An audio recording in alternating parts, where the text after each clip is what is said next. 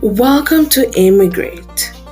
Welcome to a space where you can be vulnerable, a space where you're not going to be judged, a space where you can be authentic.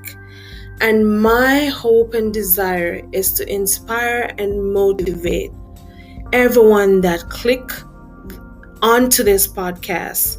So, welcome to another episode of Immigrate.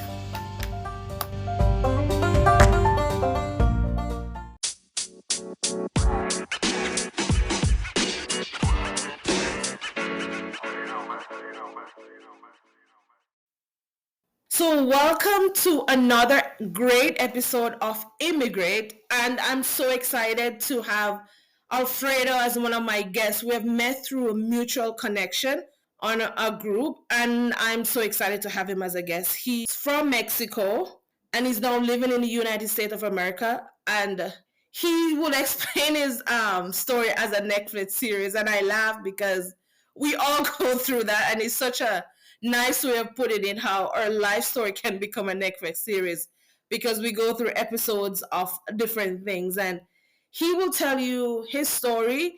And as we hear, welcome, Alfredo. Thank you very much, Tasha, for inviting me, and it's a pleasure to be here. Thank you. So, Alfredo, tell me about yourself. I'm originally from Mexico City, born and raised, and I'm the only child from a single mom back in the 60s. So it wasn't quite common. It was kind of like a little bit of a struggle in the way, but some of the families, they're always, when there's something happening like that, they're trying to cover up so people don't talk about, so yeah. Sweet. So, as a so why did you end up moving to the U.S.? My journey began when I was younger, in terms of trying to find something to fit in, and I backtracked to that beginning because I believe it was very meaningful, and for some reason, I started looking for ways to feel secure, even though I had love from my grandparents, my uncle, my aunt, my mom, but I always felt like there's something missing there, and especially at school, because the little kids talk about, oh, my dad, my mom, and they will go, and sometimes the dad will pick them up or the mom. But in my case, it was only sometimes my grandpa, my mom, and I was kind of like, okay, well, yeah, I don't have a dad, and I wish my mom will, would date somebody and get married or something, or have Yeah, siblings. It yeah. was kind of difficult, and one of the things that I started doing, and I believe it was intuitive, I started walking outside of my neighborhood. It was like a business district, so there wasn't like a lot of homes, with families and stuff. So around 6 years old, I asked permission to go by myself to walk on the weekends. It was empty. So I started running around the blocks and feeling some type of energy, like a electric surge. They got me superpowers because I felt like I was feeling in control, moving my body Mm-hmm. and feeling good. Besides playing marbles and kicking the ball on the street, it wasn't like that. It was more like I was connected in some way.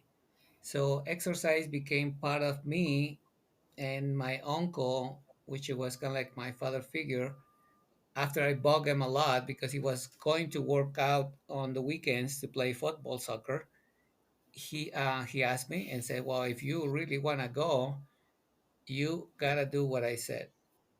And I did. So he taught me how to kick the ball, how to play, how to dribble, and everything.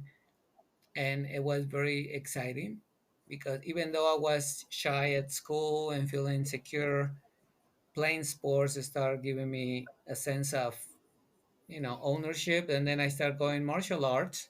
I did Shotokan, I did Taekwondo, and then some of the movies start coming out, like Enter of the Dragon with Bruce Lee. And in that particular movie, he looked kind of like a little muscular, like ripped. And I said, I want to go like this guy because I'm doing the martial arts and I feel more confident. So I want to do bodybuilding. So I started doing bodybuilding. I met a guy over there. We became good friends. And surely after I start studying and trying to find my identity, feeling with a little muscle and feel a little more secure, I start kind of drifting away from school. And at the end of my schooling, trying to enter into this profession that supposed to my dad was a doctor. I couldn't make it. So I said, what can I do? I let my mom down and the people that believe in me. So there was a nutrition career opening in Mexico in one of those technical schools. So I asked him, let me make it up to you, mom. And uncle, can you sponsor me? I want to study nutrition because I want to do something for my life. So anyway, I started studying, and this friend that I met at the gym moved to LA, and that was the mecca of bodybuilding, in Los Angeles, California. All the big stars, Arnold, Luferino, and all those guys were Right. there. Mm-hmm. I said, I'm gonna go because I wanna visit Alex, which was my friend who moved over there. And he was talking to me on the phone because there was no cell phone, there was no internet. So I was Right. so excited. So I saved up a little bit of my cash. I got visa, got my passport, and I went on the bus to the border to cross and spend a few days with him. But I didn't know what was going to happen because when I present my documents to the immigration officer, they check them and they say, "Hold on a second." So they went inside the office, they came back, and they canceled my passport Oh with no. no.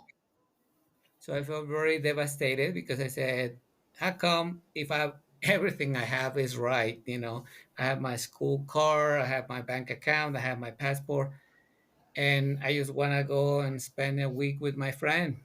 And no, nothing. Have a good day. And then next person." So I flew back very angry and I said, no, that's not good. I'm going to cross illegally. I'm not going to ask for permission. So I finished my schooling. I graduated. I finished my thesis. But everybody was telling me, Alfredo, you're crazy. You don't know how to speak the language. You don't know how to work. You only know Alex. You're gonna leave your mom by herself. What are you gonna do? I start feeling that pressure, but that negativity, and start kind of fueling my desire to go. And I said, well, forget it. I don't care about what people say. I'm just gonna go. And I arranged with him how to do the thing, the crossing. And it was the whole action movie, you know, like running, chasing by the immigration agents and hiding. It took about 6 7 hours for me to cross with a group of people who were trying to look the same way, with the American dream. So finally I crossed. I got to my friend's house, and from there my new season began in the United States. Oh wow. Even though we're not promoting people to do illegal stuff and to cross to the US, but that's your story and I admire you for sharing that. And so what was some of the most complex things you think you have overcome in your journey while living in the US? Well, once I got there, it was kind of trying to feel understanding, basically, because I was looking for something, but that something wasn't there. And prior to cross, almost to half of my career, I started socially drinking. So I started having two lives, like a Jack and Mr. Hyde, when I was still feeling empty, even though I grew up and I was able to, get some strength through the people who love me, through the exercise, through beginning a new journey, studying and trying to be a good son. I was still limping, so I met somebody at the school, one of the students as well, and he was older, but he was kind of like a mentor in a way. And it was that opening of social gathering So I started getting immersed into it. So the drinking part became part of my lifestyle, even though during the day I was studying and exercising, I was still holding that as a crutch to feel like I was doing something to protect me. So Right. the alcohol traveled with me to US, and even though it wasn't quite dramatic, compulsive, but it Hmm. was part of it. It was there always. And one of the things then I started realizing was that no matter what I did or where I was still with that particular situation. But I was trying to cover it, trying to put it on the side and not think about it. So after a couple of years, my mom went to visit me like almost 3, 4 months after I went there, and everything was fine apparently. So she flew back, and I started searching for something, which was my identity. I didn't know really who I was because I was trying to pretend, Right. exercising and becoming a little more proficient on my English speaking. I was still having that situation. So I ended up meeting this guy from Puerto Rico, textile designer, very successful, but he moved to LA because he wanted to expand his business, but it was very difficult for him. So I met him at the gym. We became good friends. He had this penthouse almost by the beach with a Yeah. brand new car. So I moved in with him, and we're kind of like a buddies and nice. And sometimes we had some drinks, but he started noticing that I was limping on that particular route. So one day he said, Alfredo, well, I appreciate you and we were good friends and stuff. And I have my own stuff because he was not able to get a job and he was paying Hmm. he was paying his car. And he says, I think we need to part our friendship. I mean, keep our friendship, but move apart, and then you go on your own and I stay on Right. my own so we can get healthy. So I was kind of upset and I just bought a little sport car, like a little 280Z, like old version. And I said, where do I go? So what I did, I drove to the parking lot of Gold's Gym Venice, right, almost by the beach, and I encountered like a 3 or 4 guys who came from different cities, different states, and some countries to make it on the sport and to make it on Hollywood, and they were living in the car. So I said, wow, I cannot believe it. So I parked my car there, and that became for like a couple of months my home, right in front of this place where you're supposed to be getting healthy and doing all that thing. Yeah. Those people were there, and I was part of that small community. There were like three or Hmm. four guys, and I was like, well, I think I fit in here, but I was still with that situation sometimes, and I wanted to move it away, either exercising or having some drinks with them at night. And one of those weekends, it was a Saturday night where I drove the car looking for food. It was like at 2, 3 in the morning, and there was these gas stations with 24-hour markets. They have food and Yeah. fast food and stuff. So I drove there because I was hungry. I had some drinks, Yeah. as you know, and I parked the car. I went inside and I started looking for food. There was no food ready. So I complained to the attendant and I said, how come you guys are 24 hours? Where's the food? And the guy said, there's no food ready yet. So, but if you don't leave, I'm going to call the cops. So at that time, I was still illegal. And I said, no, I gotta go because I don't want to get caught. So I forgot my car and I walk out and walked back to the parking lot and I slept in one of my friend's car. I forgot the car. I didn't know. So when I wake up on Sunday, I realized, where's my car? I didn't recall what happened that night. So that was kind of like already getting into trouble in my mind because I said, well, I don't remember. So one of the guys who was washing cars in that parking lot, he said, what happened, Alfredo? And I said, well, I don't know. I don't know where's my car. And he said, well, where were you last night? So I told him. He said, well, don't worry. Hop on my car. Let's drive around and see if we can find your car.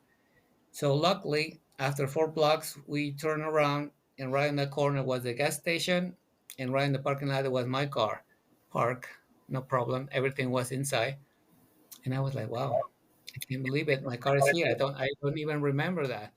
So Yeah. I drove back to the parking lot, and I start reflecting on my life. And I said, "Well, Alfredo, you're here a number, and not even a number because nobody really knows you. You know, it's not Hmm. legal. Your mom doesn't know. You always call her collect. So what are you gonna do?" Yeah. Back then, even though here in Mexico there was some Catholic background from some people, I wasn't really into, like only going to church when they will take me and stuff. But I wasn't really with any particular faith. So I said, well, God, help me. I don't know. So I started wondering what to do, but I needed to do something. So Yes. that Sunday, I said, I got to do something because no one is going to do it for me. That's The right. radical change that I did, moving from another country to here with a dream in a way, but not really knowing what I was looking for, Hmm. I said, I need to change it. So I said, I'm gonna quit right now, and I'm not gonna drink not even a drop of alcohol. Amen. And that was in 1992. Until this day, I'm sober, and it was amazing because when I woke up on Monday, I started seeing things differently, and from there, everything started kind of like, expanding with a new view, but also with kind of like a full recognition of myself. Then I did something for me, and it started enabling me to go for more, to learn, Hmm. and to be searching for the truth. So it was amazing what happened. Thank you so much. You said something so profound that when we align ourselves with the right spiritual things, we Yeah, always it kind make of got some cut out. drastic changes. And because of that, you realize. And one of the things that I shared on my podcast so much about immigrants is a lot of times you know someone from your own country and you move in with them, it's always never the same. And I share that on my podcast that we should always, even though we stay with family member or friend, we should always make sure we have a plan of staying on our own because sometimes they just don't have the patience to be with us anymore. But I just want to thank you for that. Words cannot even understand how you have experienced. I've been homeless, but I've never slept in a car. So if you should turn back your younger self, what would you tell your younger self right now about what you have been through? Well, the one thing that I learned it was, and I will tell them to always believe in himself and not to be expecting things to happen, but to make things happen. And everything in life it happens for us to learn and to grow, and nothing is a failure.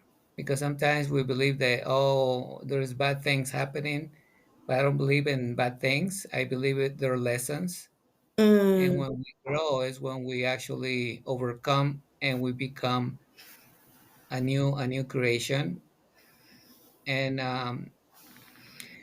to solidify this opinion is because in 94, actually in 93, almost 94, at the gym, because after that I became a certified personal trainer. I got my CPR. I start seeing different things, and things start kind of like coming to me in a very, very simple way, very easy way. And one of the guys at the gym invited me to church many times, and I turned him down. But things happening through my life before I said I'm gonna go and visit. It was a non-denominational Christian church, and it was amazing. It was amazing because prior to that, after I moved with a couple of roommates, the last roommate that I moved in, he got shot in the head at the restaurant when the parents from El Salvador came to visit that day, and they haven't seen him for like 7 or 8 years. Yeah. And this guy had a different lifestyle, so he talked to me and he said, "Well, Fredo, my parents are coming. They don't know, my lifestyle, but I haven't seen them since I moved over here. So Oh they no. come in, and I want you to kind of like to just meet them, and that's it." So I said, "Sure, no problem." So they came. I didn't meet him during the day because he went to the airport and they went hang out. So when I came back from work and I went to bed, and he wasn't there, so I said, "Well, maybe he's gonna stay with them at the hotel or something." And about midnight or 1 o'clock, I hear some noise, and because it was upstairs our apartment, I saw underneath the door there was some flashlights, and there was some English speaking and some Spanish words. And I said, "Whoa!" So they knocked the door, and when I opened the door, there was two cops saying, "Are you Alfredo?" Because he told them about me, and I said yes. And the dad and the mom was coming with the cops because they didn't speak English, and the dad was with the hands and some of the shirt with blood in his clothes, and they were pretty much devastated Oh my because god. then the cops saying, "Well, these people are picked up from this restaurant. There was some altercation. There was some robbers trying to rob people's belongings." And the dad explained what happens. So the son tried to cover the robber for the mom's purse to be taken, and then the robber shot him in the head. So the son was dead right at the scene, and I was just translating, what the cop saying and what was going to happen. So I was like, "Well, I'm cleaning myself up. I'm living a sober life. I'm trying to do the right thing, and this situation happened right here. So There's then somebody." what could you encourage an immigrant who's listening to all this that you're saying? What would you encourage and tell them who are listening right now? Because we have people Well, all over the world listening to this when I sure. First of all, to reflect and what the lives then they wanted to what the lives they have. I mean, because sometimes people they go to different situations like immigrating and changing countries to make a better future, but sometimes they don't even know what they're doing it for. There's no reflection, there's no inventory of what they really want to do, because sometimes the emotions can trigger you to do radical things without Yeah. having a good sense of if it's really what you want or Yeah. it's just a desire. Hmm. And I think can trigger you and really making you very messed up on your mind if you don't open your mind to change, because changing the mindset is gonna give you the strength. And if you have a base on any kind of faith, it will solidify and really saying, "Hey, you're doing this for you or to please somebody else." That's right. And I think when I did my these changes, they were kind of like with some desire to find something, to find myself, and I encountered different situations that kind of discover more of what I was missing, which was my self confidence. And because I didn't know what was the plan for me in life, I was just like clueless, Right. doing to change from one end to the other end, Yeah. but I was still kind of limping. So this issue with this roommate, it kind of opened my eyes more. So when this friend from the gym invited me to church again, I said, "Okay, I think I need to go." Yeah.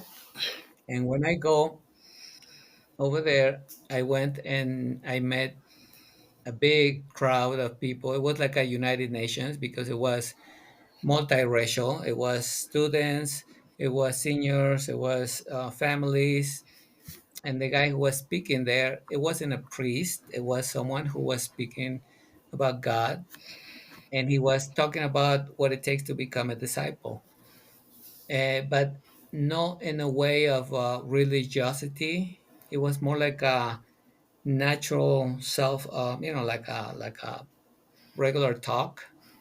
And I feel like, wow, I think this is the path that I was looking for to get more discipline in my life, but also to follow and to have a purpose, not just living, whatever comes in my mind.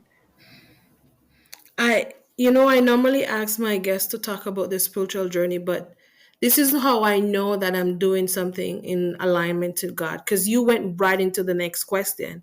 And I just want to thank you so much.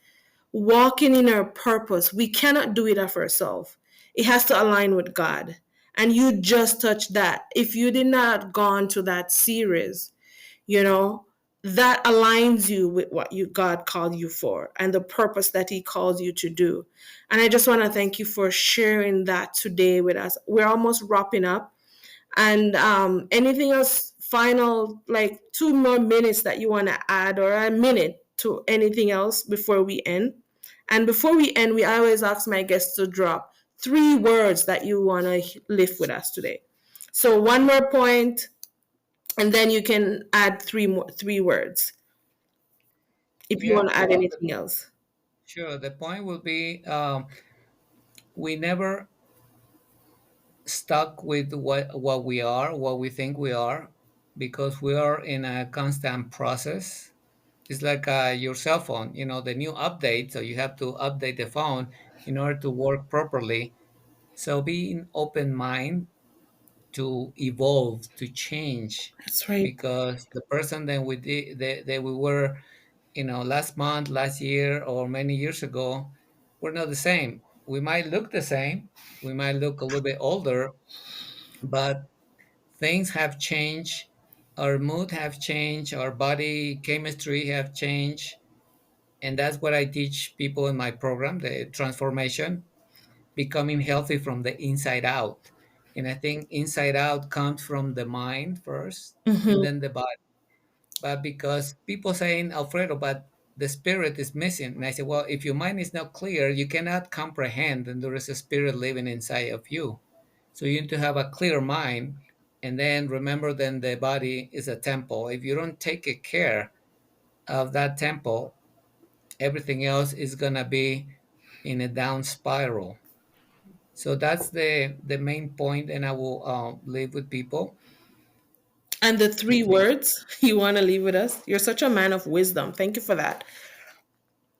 and the three words will be never finish, never feel finished product. Don't feel finished product, because as long as we're alive, we can change Hmm. if we have the willingness. No one should convince us but ourselves to do the next the next chapter. Thank you so much, Alfredo. I want to send people towards what you're doing. You're doing a wonderful thing. So please share with me when we're done your information and how we can find us. How can people find you online? Sure. So are you on Instagram? Are you on Facebook? How do people find you to? Yeah, basically my platform of choice and what I've been working the most is Instagram, and my handle is Alfredo Zapata Coach. And on my profile, I have a link for a 15-minute discovery call for people who have maybe questions about, how to be healthy, if they play some sports, if they need some type of direction and coaching. I'm available online. All right, thank you. So just let me know them and I'll drop them in my description when I'm uploading it. So thank you so much, Alfredo, for doing this and coming on. You really had, you couldn't see, but I'm almost in tears. You're such a blessing and thank you for walking in your purpose and knowing for sure that, identity is something that we all need to get. And it's a lot of young men are people are walking without knowing who they are.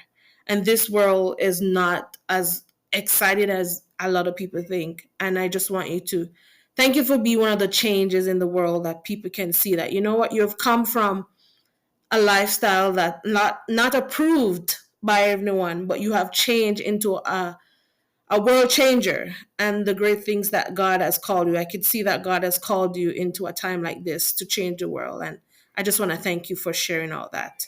Yes. You're welcome, Tasha. Thank you so much again. So there we have it, folks. It's another great episode. I'm always really, really intrigued and so over pouring with love and affection for these guests that comes on my podcast. And I just want to thank Alfredo for that wonderful interview that he did. And yeah, until the next episode, guys, thanks for just sitting with me and enjoying this podcast. I hope you were inspired and motivated as I was, because these interviews are not just for my guests, but they also motivate me to not give up. And please don't give up on your dreams.